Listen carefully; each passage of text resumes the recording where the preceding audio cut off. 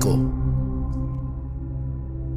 Ang simbahang Romano-Katoliko na nakabase sa Vatican at pinamumunuan ng Santo Papa ang pinakamalaki sa lahat ng sangay ng Kristyanismo na may humigit kumulang 1.3 bilyong tagasunod sa buong mundo. Halos isa sa dalawang Kristiyano ay Romano-Katoliko at isa sa bawat 7 tao sa buong mundo. Sa Estados Unidos, humigit kumulang 22% ng populasyon ang nagpapakilala sa Katolisismo bilang kanilang napiling relihiyon. Ngunit saan nga ba nagmula ang simbahang Romano-Katoliko? Ang Roman Catholicism mismo ay nanindigan na ang simbahang Romano-Katoliko ay itinatag ng Panginoong Hesus nang magbigay siya ng direksyon kay Apostol Pedro bilang pinuno ng simbahan. Ang paniniwalang ito ay batay sa aklat ni Mateo nang sabihin ng Panginoong Hesus kay Pedro sa libro ng Mateo chapter 16 verse 18. At sinasabi ko naman sa iyo na ikaw ay Pedro at sa ibabaw ng batong ito ay itatayo ko ang aking iglesia at ang mga pintuan ng Hades ay hindi magsisipananaig laban sa kanya. Ayon sa The Moody Handbook of Theology, ang opisyal na pagsisimula ng simbahang Romano-Katoliko ay naganap noong 590 Common Era, kasama si Pope Gregory I. Ang pagkakataong ito ay minarkahan ang pinagsama-samang mga lupain na kinokontrol ng autoridad ng Santo Papa at sa gayon ay ang kapangyarihan ng simbahan na sa kalaunan ay kinilala bilang ang Papal States. Ano naman ang nangyari sa sinaunang simbahang Kristiyano? Pagkatapos ng pag-akyat ng Panginoong Hesus sa langit, habang sinimulan ng mga apostol na ipalaganap ang ebanghelyo at ang ginawa ng mga alagad ay ibinigay nila ang panimulang istruktura para sa sinaunang simbahang Kristiyano. Mahirap kung hindi man imposible na paghiwalayin ang mga unang yugto ng simbahang Romano-Katoliko mula sa sinaunang simbahang Kristiyano. Si Simon Pedro, isa sa 12 alagad ng Panginoong Hesus, ay naging isang maimpluwensyang pinuno sa kilusang Kristiyanong Hudyo. Nang maglaon, si Santiago na sinasabing kapatid ng Panginoong Hesus ang pumalit sa pamumuno. Itinuring ng mga tagasunod na ito ni Kristo ang kanilang sarili bilang isang kilusang reforma sa loob ng Hudaismo. Ngunit patuloy silang sumunod sa marami sa mga batas ng mga Hudyo. Sa panahong ito, si Saul na orihinal na isa sa pinakamalakas na mang-uusig sa sinaunang mga Kristiyanong Hudyo ay nagkaroon ng nakabubulag na pangitain tungkol sa Panginoong Hesukristo sa daan patungo sa Damasco at naging isang Kristiyano. Tinanggap niya ang pangalang Pablo. Siya ang naging pinakadakilang ebanghilista ng sinaunang simbahang Kristiyano. Ang ministeryo ni Pablo na tinatawag ding Pauline Christianity ay pangunahing nakatuon sa mga Hentil o sa mga taong hindi Hudyo. At sa dahang-dahang paraan, ang unang iglesia ay nahahati na.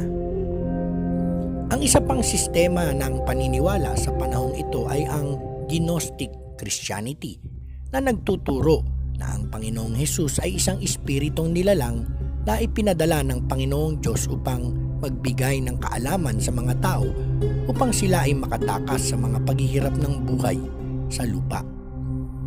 Bilang karagdagan sa Gnostic, Jewish at Pauline na Kristyanismo, maraming iba pang mga bersyon ng Kristyanismo ang nagsimulang ituro. Matapos ang pagbagsak ng Jerusalem noong 70 AD, ang kilusan ng Kristiyanong mga Hudyo ay kumalat. Naiwan ang Pauline at Gnostic Christianity bilang dominanteng grupo. Ang imperyo ng Roma ay legal na kinilala ang Pauline Christianity bilang isang wastong relihiyon noong taong 313 AD. Sa bandang huli ng siglong iyon, noong 380 AD, ang Romano Katolisismo ay naging opisyal na relihiyon ng imperyo ng Roma. Sa mga sumunod na 1,000 taon, ang mga Katoliko lamang ang kinikilalang mga Kristiyano. Noong taong 1054 AD, isa namang formal na paghihiwalay ang naganap sa pagitan ng mga simbahang Romano Katoliko at Eastern Orthodox. Ang dibisyong ito ay nananatiling may bisa hanggang sa ngayon. Ang susunod na malaking dibisyon ay naganap naman noong ika-16 na siglo kasama ang Protestant Reformation. Ang mga nanatiling tapat sa Romano Katolisismo ay naniniwala na ang sentral na regulasyon ng doktrina ng mga pinuno ng simbahan ay kinakailangan upang maiwasan ang pagkalito at pagkakabahabahagi sa loob ng simbahan at katiwalian ng mga paniniwala nito. Narito ang mga pangunahing petsa at pangyayari sa kasaysayan ng Romano Katoliko. Noong 33 hanggang 100 Common Era, ang panahong ito ay kilala bilang apostolikong panahon kung saan ang unang iglesia ay pinamumunuan ng 12 apostol ng Panginoong Hesus. Sila ay nagsimula sa gawaing misyonaryo upang hilahin ang mga Hudyo patungo sa Kristyanismo sa iba't ibang rehiyon ng Mediterranean at Mid-East.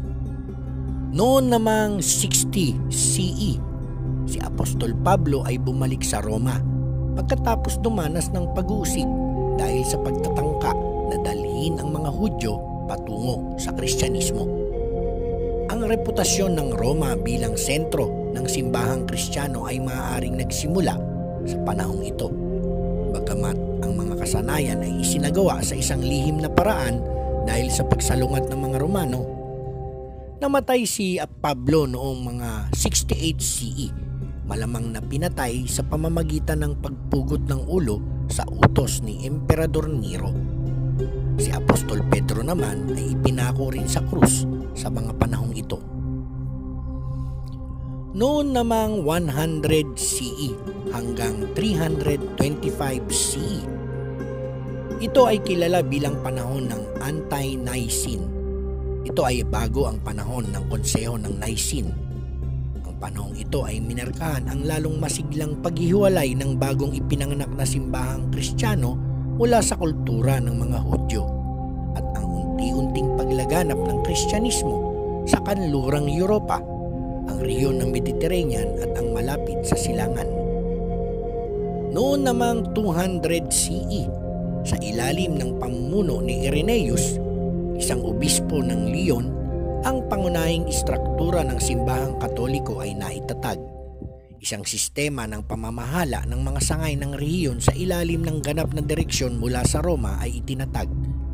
Ang mga pangunahing nangungupahan ng Katolisismo ay ginawang formal na kinasangkutan ng ganap na tuntunin ng pananampalataya.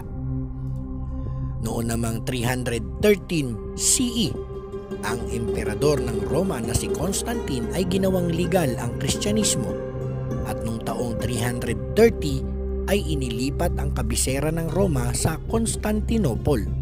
Ginawa nito ang simbahang Kristiyano bilang sentral na otoridad sa Roma.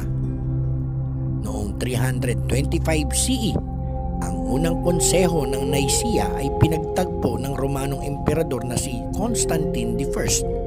Tinangka ng konseho na buuin ang pamumuno ng simbahan sa isang modelong katulad ng sa sistemang Romano at formal din ng mga pangunahing artikulo ng pananampalataya. Noong namang 551 CE, sa konseho ng Chalcedon, ang pinuno ng simbahan sa Constantinople ay idineklara bilang pinuno ng silangang sangay ng simbahan na katumbas ng otoridad ng Santo Papa. Ito ang epektibong simula ng paghahati ng simbahan sa mga sangay ng Eastern Orthodox at Roman Catholic. Noong 590 CE, sinimulan naman ni Pope Gregory I ang kanyang pagkasanto papa kung saan Ang simbahang Katoliko ay nakikibahagi sa malawakang pagsisikap na hikayatin ang mga paganong tao patungo sa Katolisismo. Nagsisimula ito ng isang panahon ng napakalaking kapangyarihang pampolitika at militar na kontrolado ng mga Katolikong Papa. Ang petsang ito ay minarkahan ng ilan bilang simula ng simbahang Katoliko gaya ng alam natin sa ngayon. Noon namang taong 632 CE, ang propeta ng Islam na si Muhammad ay namatay. Sa mga sumunod na taon, ang pag-usbong ng Islam at malawak na pananakop ng karamihan sa Europa ay humantong sa brutal na pag-uusig sa mga Kristiyano at pagtanggal sa lahat ng mga pinuno ng simbahang Katoliko maliban sa mga nasa Roma at Constantinople. Ang panahon ng malaking salungatan at pangmatagalang salungatan sa pagitan ng mga pananampalatayang Kristiyano at Islam ay nagsisimula sa mga taon na ito.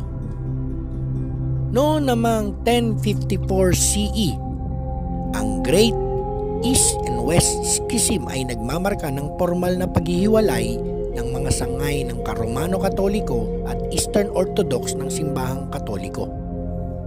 At noong 1250 CE, nagsimula ang Inkwisisyon sa simbahang Katoliko. Ito'y isang pagtatangka na sugpuin ang mga relihiyosong erehe at hikayatin ang mga hindi Kristiyano. Ang iba't ibang anyo ng malakas na pag-uusisa ay nanatili sa loob ng ilang daang taon.